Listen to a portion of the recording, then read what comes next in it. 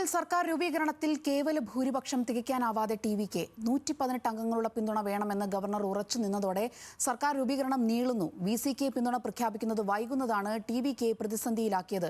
വിലപേശൽ നടത്തുന്നുവെന്ന വാർത്ത ശരിയല്ലെന്ന് വി.സിക്ക് ജനറൽ സെക്രട്ടറി. അതിനിടെ എ.എം.എം.കെ എം.എൽ.എയുടെ പിന്തുണ വ്യക്തമാക്കി ടി.വിക്ക് പുറത്തുവിട്ട ദൃശ്യം എ ആണെന്ന പരാതിയിൽ ഗവർണറുടെ തീരുമാനം നിർണായകം. എം.എൽ.എമാരെ ഹൈദരാബാദിൽ നിന്ന് ബംഗളൂരുവിലേക്ക് കോൺഗ്രസ് മാറ്റി. വിവരങ്ങളുമായി ചെന്നൈയിൽ നിന്നും സുജിത് ചന്ദ്രൻ ചേരുന്നുണ്ട്.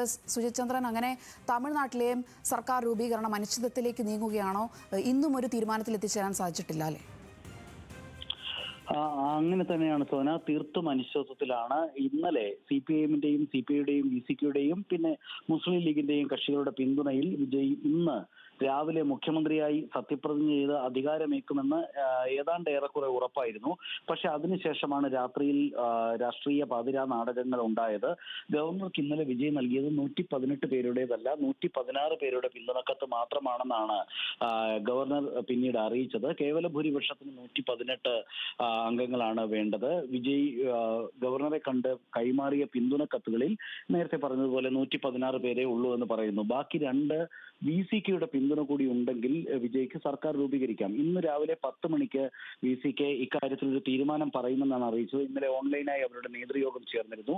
പക്ഷെ രാവിലെ 10 മണി മുതൽ മാധ്യമപ്പട മുഴുവൻ VCK-യുടെ സംസ്ഥാന കമ്മിറ്റി ഓഫീസിന് മുമ്പിൽ കാത്തു നിൽക്കുകയാണ്. പക്ഷേ VCK സംസ്ഥാന അധ്യക്ഷൻ തിരുമാവളവൻ അവിടേക്ക് ഇതേവരെ എത്തിയിട്ടില്ല. ഇപ്പോൾ പറയുന്നത് വൈകുന്നേരം 4 മണിക്ക് എപ്പോൾ ഈ കാര്യം പറയാമെന്നുള്ള കാര്യം അറിയിക്കാം എന്നുള്ളതാണ്.